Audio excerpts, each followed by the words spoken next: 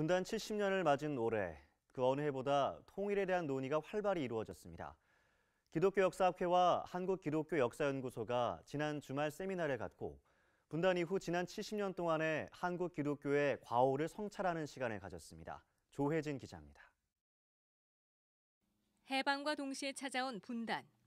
지난 70년 동안 한국교회는 통일운동에 힘쓰기도 했고 때론 분단 고착화에 기여하기도 했습니다. 전 국사편찬위원장 이만열 교수는 분단 이후 한국 기독교의 과오부터 돌아봤습니다.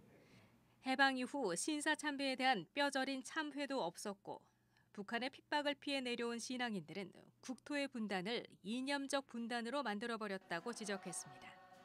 또 장로였던 이승만 대통령과 그를 옹호했던 교회는 민주주의를 세우는 데 실패했다고 일침을 가했습니다.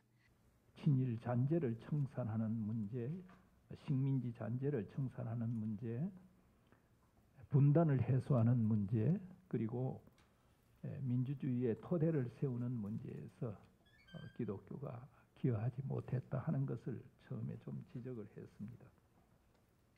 이와 함께 진보적 교회를 중심으로 진행됐던 민주화운동과 통일운동도 짚어봤습니다.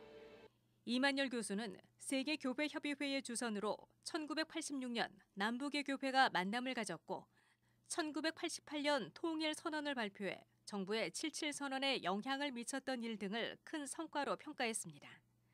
이어 윤경로 한성대 명예교수는 지난 70년 동안 한국교회가 권력과의 유착을 통해 반공이란 명분을 세우고 교세 확장이란 실리는 챙겼지만 영성은 상실했다고 지적했습니다.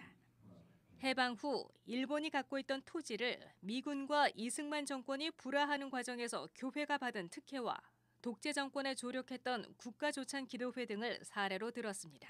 미 군정화에서 강행된 적상불화 및 접수 과정은 한마디로 기독교적이지 못했습니다.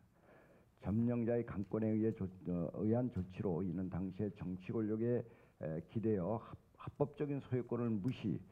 이 밖에도 이덕주, 김홍수 교수 등 기독교 역사학자들은 해방 이후 교단 분열은 어떻게 일어났고 북한의 기독교 현황은 어떤지 등을 살펴보며 통일을 위한 한국교회의 역할을 모색했습니다. CBS 뉴스 조혜진입니다.